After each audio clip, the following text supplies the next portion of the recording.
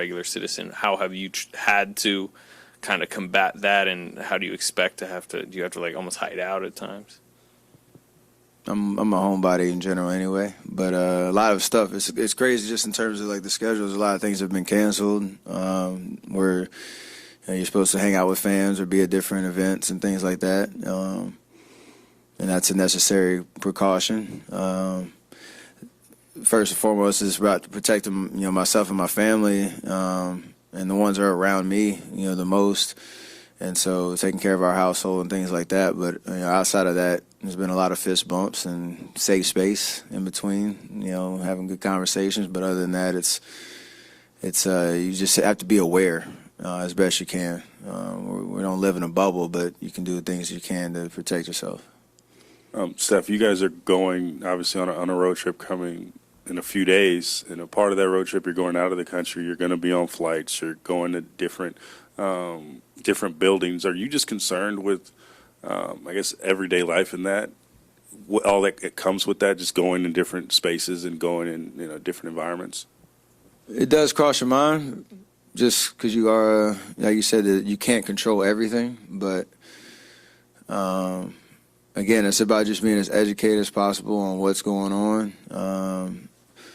The latest, research and the patterns of how the virus is working, and again, doing your part to keep yourself and those around you as safe as possible. So, would I like to just be at home all day for 24 hours and whatever and quarantine myself? Maybe, but we all have to do things that we need to do, and there's people that are reliant on the world working as it should, as best it can, and I think we're all trying to balance that. It's a tough thing for everybody. People that are out there working jobs that they can't necessarily take time off, they have to make hard life decisions. Like, there's a lot of things that everybody is dealing with in this time, and so for us to play a game, with no fans or have to travel and take certain precautions, like we'll do what we need to do, and continue to just be aware of what's going on. Going through the flu, several days of the flu can render anyone's body pretty weak. Where are you in your recovery? I know you're set to return, but what are the things that you've experienced as you get set to make another comeback to the game? It's just an energy thing in terms of being able to exert the energy necessary to play a basketball game and still, not deplete your whole system. That was the kind of discussion before Tuesday's game or yesterday's game was I able to get up and down the floor and break a sweat and not, feel any side effects or anything like that, or feel just exhausted afterwards. And yesterday and today, getting some good workouts in were necessary and ready for tomorrow. So timing was tough. Obviously, coming back from 58 games and getting excited about getting a rhythm, and then you only get to play one and then have to miss another one. So, I'm excited to get back out there on the floor. What are you most curious about the environment tomorrow night?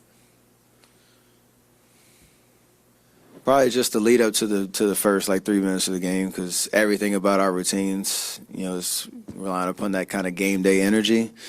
Pulling up to the arena, seeing fans, outside of Chase, walking around in all the Warrior jerseys, and even the energy in the building. You can feel it all the way through the locker room, through the tunnel, and stuff like that. So once the game actually starts and you see another team out there, it'll be weird, but I think we'll kind of get into that flow fairly easily. But just that lead up to it, there's going to be a lot of big eyes out there just kind of observing how different the situation and the atmosphere is.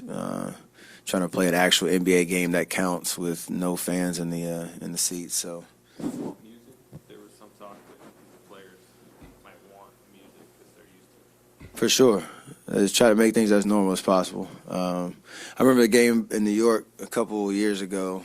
They did kind of an old school throwback game with no PA announcer, but there were fans in the crowd. That was even weird, where you didn't have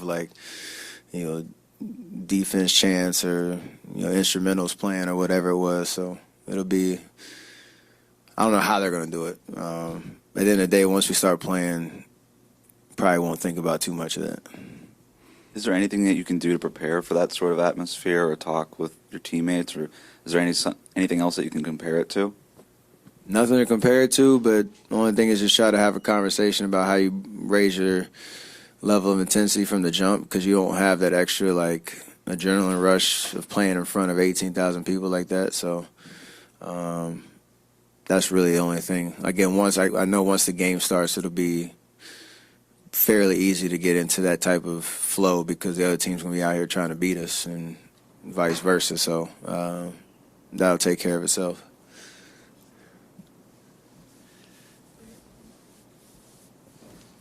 I know it'll be weird circumstances, but how will it be to see Kevin back in the Bay tomorrow?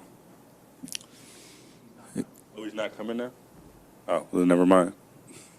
Does he count as a fan because he's not playing? Ha.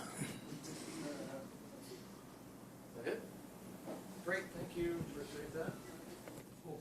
Again, I have a call with the NBA shortly to figure out